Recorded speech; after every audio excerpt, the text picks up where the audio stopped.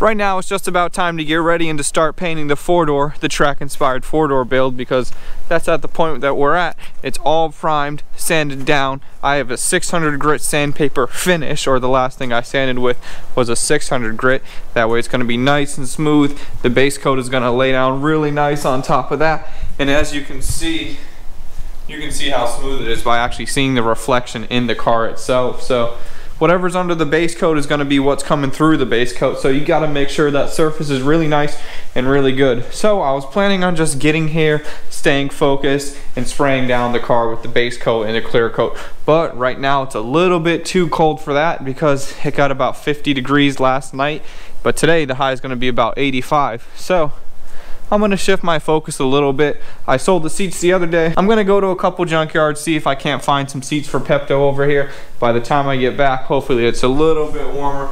I don't know if you can see right there. It's about 65 degrees in the shop, 70 degrees in here. I want it to be about 80 or so, so that way the metal gets nice and warm. And either way, man, intro, and then we're going to go look at some junkyards. And now, you're watching the slipperiest DMs of YouTube. Welcome to Bodie Vision.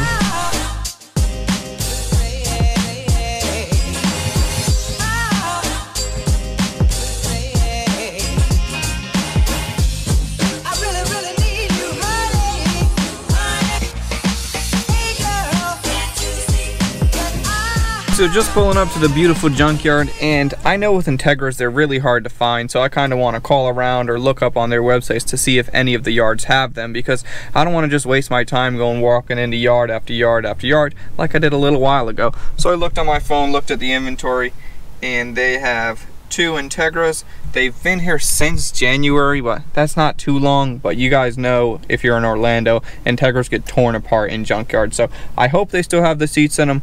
We're just gonna have to find out.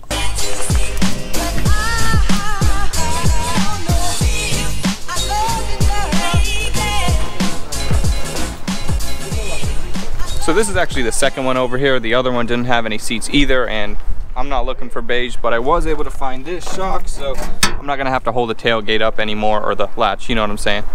So we struck out over here, but we just gotta keep on looking. So walking out of the junkyard, I kind of felt like I struck out a little bit, but then I came across these, and these are just regular old EK. They have these little rollers here. I think those only came on 99 2000 EX or a 4-door, I don't know, but I'm probably gonna get these in the car just so that way I can roll around, we can get it street tuned and everything, because right now I cannot do anything. So these will be just temporary. They're probably gonna be dirt cheap. I sold the sparkles for enough money to support the B20, so it's all about a budget build over here. You know, I don't have money like some of the higher end YouTubers do. I always gotta kind of pick and choose what I'm gonna spend, how I'm gonna spend it, and all that type of stuff. So these will just be temporary as well until I can save up and find something really cool. And these do look clean.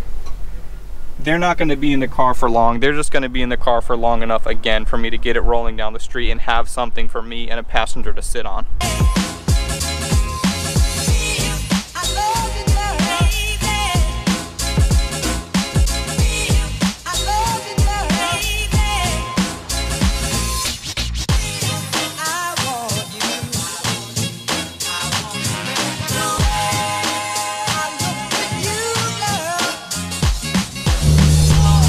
So the seats in total came out to $60, $30 a piece. I mean, that's not that bad. And again, they're just gonna go in the car temporarily. I just need to get the car to roll around while I save up, get a couple of these jobs knocked out, and then eventually I can buy something kind of nice. I don't know exactly what that kind of nice will be yet, but we'll just have to get it figured out. And man, what is up and welcome. I don't know if I said that yet in this video. Welcome. Thank you so much for joining me on another video. So we're back at the shop now. We're gonna get these seats thrown in the car. I don't even know if I'm gonna bolt them in there, but right now it should be plenty warm enough in there because it's a couple hours later, so 85 degrees. Hopefully we're good to go. We'll just have to see.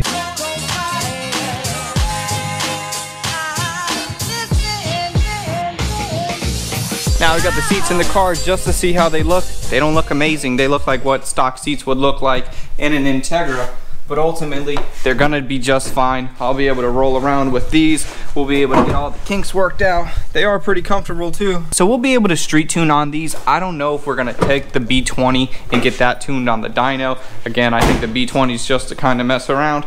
And I just wanna have these parts to get the car going, to keep content coming while I'm saving a little bit more money. And then I could eventually buy bigger, nicer things rather than having just the car sit there with no seats and have it useless, which it was for the last couple of days. But now that we got the seats in, very soon we're gonna take it out for the first drive, and I could not be more excited to do that. And now, coming back to the main focus of today, I'm glad I can get that knocked out and out of the way, so that way we can get that car rolling very soon.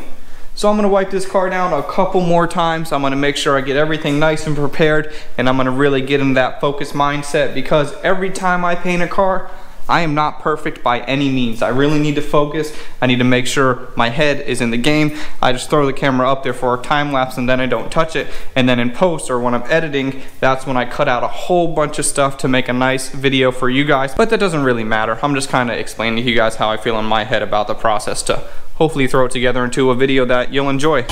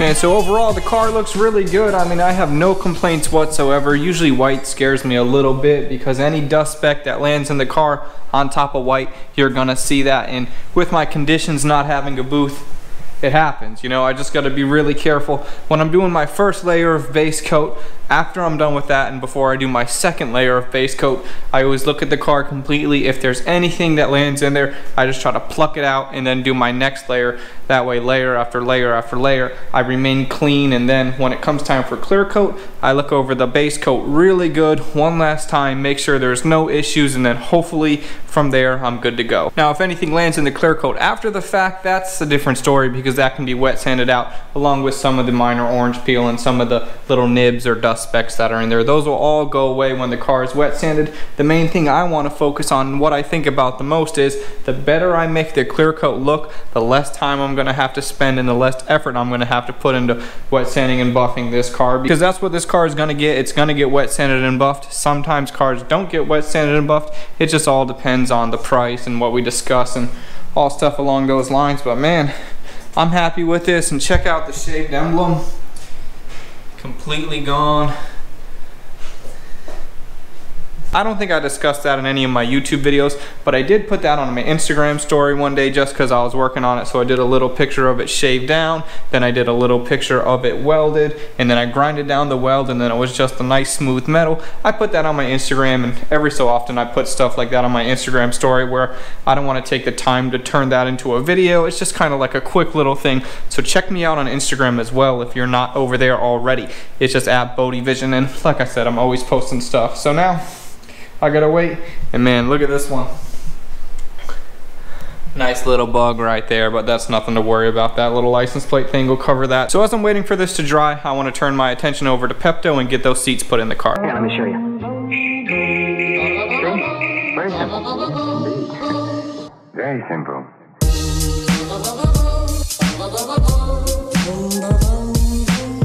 So with Integra seats and EK seats, 3 of the 4 bolts line up on each seat. The 2 in the front line up, and also this back one lines up, but this one does not line up perfectly. So the only thing that I had to do was drill this out a little bit to make it fit perfectly. And I learned this by trying to put Integra Type R seats back when I had an EK. So the EK rail overshoots an Integra, and what that also means is that a Integra rail will undershoot an EK. So if you want to put ITR seats into an EK, what I did when I had my hatch and I had ITR seats in there, I just slit the bracket right here. I made a little slit right there, a little slit right there, and then I put a bolt with the big washer. That way, at least, it was probably about 60% of that washer was holding down the seat, and that's what I had for the longest time. And I don't know, that's not exactly how they did it from factory, but that was just a really nice, quick, and easy workaround, and that's what I did at the time, and that turned out just fine. So EK seats and Integra seats, they're very interchangeable. You just have to do a little modification on each one.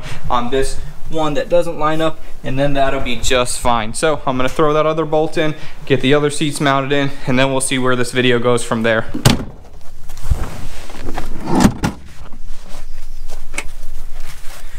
Well, would you look at that? The Integra is officially out of the shop. The Integra has not moved under its own power until right now. So the Integra actually went from over there to over here under its own power, and what that means, really exciting news, the next video, subscribe, turn on the notification bell so that way you can be notified when I post that next video. The next video I post on my channel will officially be the first drive for Pepto. I'm not going to consider from over there to there the first drive. So the reason why it's over there is because I have those remaining pieces for the EK 4-door that I still gotta paint, and I'm just gonna get those knocked out. I'm gonna get them all hung up, ready to go, oriented so I can spray them. I want to lay every single thing out so that way I can get to it nice and easy and we can get spraying.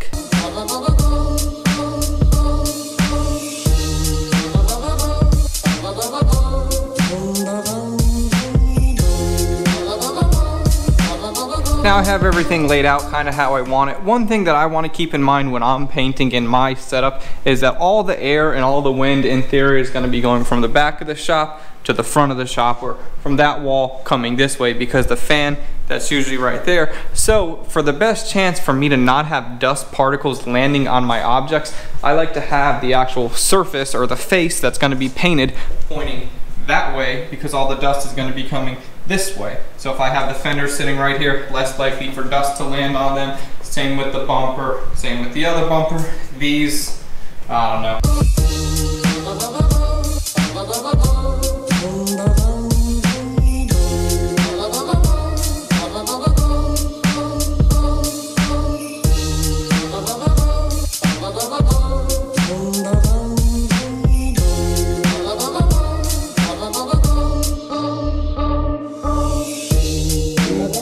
The ends of the guitar strings to the clavage used for Latin American rhythm. And then he approached his victims from the rear, looped the wire over their heads, and... Ooh, how terrible. Very clever. As we jazz lovers say, this routine is murder. Man, so we are looking pretty... I see that there's a spider on the lens. So we are looking pretty good. I mean, all in all, I have no complaints about the process. And I wanted to point out that whenever I'm doing a bumper, an EK bumper especially, where this line is kind of a little funny, it's really plastic on plastic. There's no definitive line. So after about 15 or 20 minutes after I'm done laying down the clear coat, I like to clean up, kind of take a break, get a drink of water, and then I come back and I pull off the tape from the edges. Now I did the same thing with the car, but then I just leave all this there because I don't want to risk pulling off anything and having it land on the tape. The main thing I want to do is just make sure I separate that edge while the paint is still soft, because there's been times in the past when I first started painting with an EK bumper, because that's really what I was doing at first. It was just bumpers on cars that I was flipping. Anyways, let me go back. I would pull the tape off after it was dry, and then paint would come with it, and that's the last thing you want to do when you're painting a new bumper. Walking around looking at the fenders.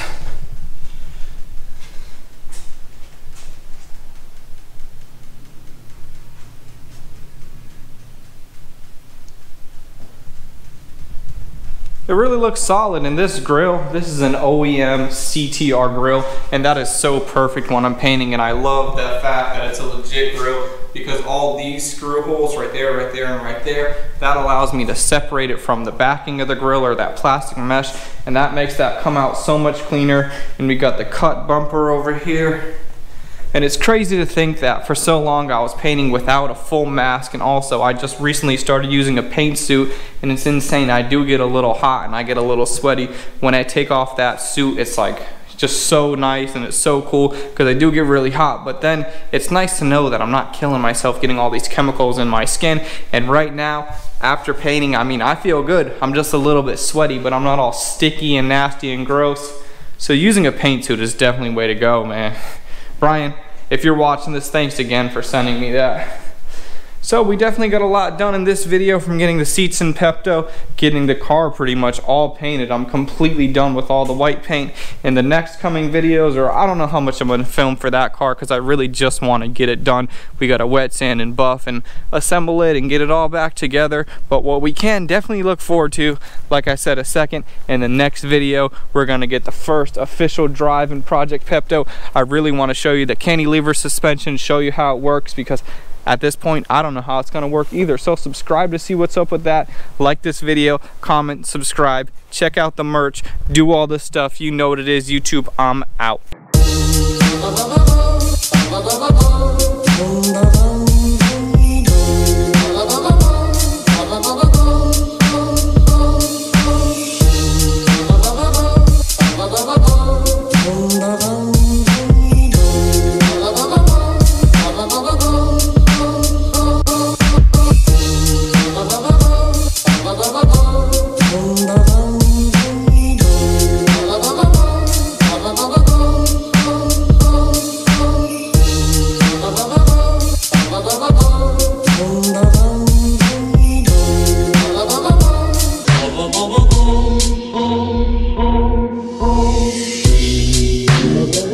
The ends of the guitar strings, the clavage used for Latin American rhythm. And then he approached his victims from the rear, looped the wire over their heads, and... Ooh, how terrible. Very clever.